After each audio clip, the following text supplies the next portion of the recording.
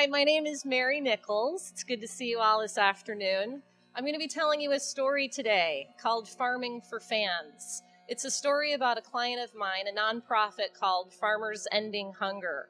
Now, a lot of you in this audience, when you think of farming, you might be thinking of Farmville. You will be so happy to know this presentation has nothing to do with Farmville, but it really has everything to do with real farmers that live in the state of Oregon, that work in the state of Oregon, and that are making a difference in the state of Oregon. So what is going on is a crazy and staggering statistic. Oregon is the #1 state in the nation for food insecurity for children. It's the #3 hungriest state in the United States of America. We all just had a great lunch upstairs. Well, a lot of Oregonians didn't. And Fred Zahari realized that there was this problem going on. He was currently working with farmers. He approached all these farmers and asked if they would donate a portion of their crops to the Oregon Food Bank. One by one, the farmers stood up and they said, "I'll donate crops, whatever it takes to help." Fred started organizing transportation and processing and getting all of the crops to the Oregon Food Bank. So he developed a company, a nonprofit, called Farmers Ending Hunger. And that's what they do. They organize transportation and processing of crops to the Oregon Food Bank.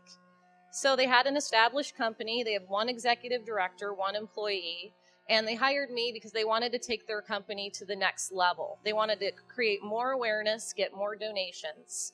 So they really also wanted to have a digital presence, and they wanted to be able to really communicate with their donors and build relationships. So I had to really start from the beginning. I had some generational differences with my client and some technical differences. So I took him to the Apple store, and he was a little frightened when we first walked in.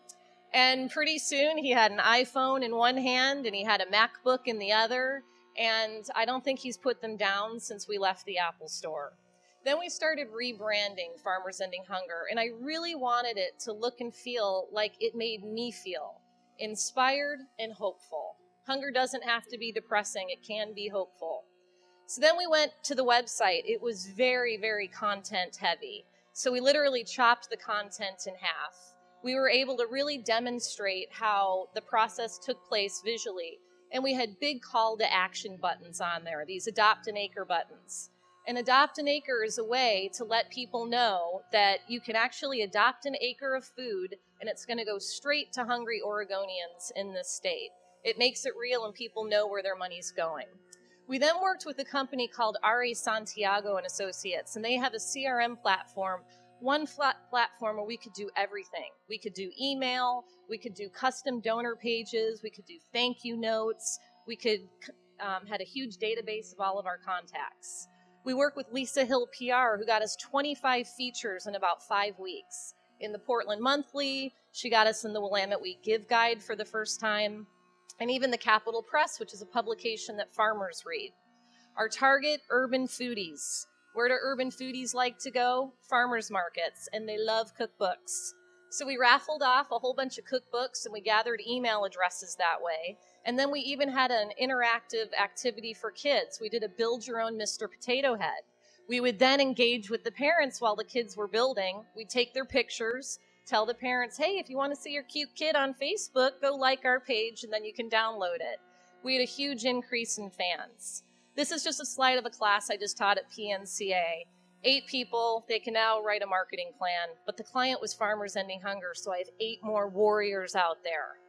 So what really matters are results, and the results so far have been pretty big.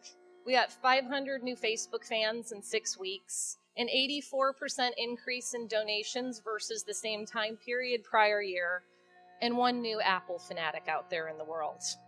That's John Burt, the executive director, with his iPhone and his MacBook.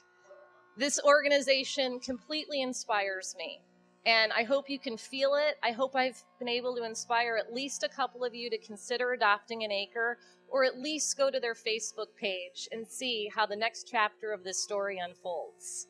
Thank you so much for your time.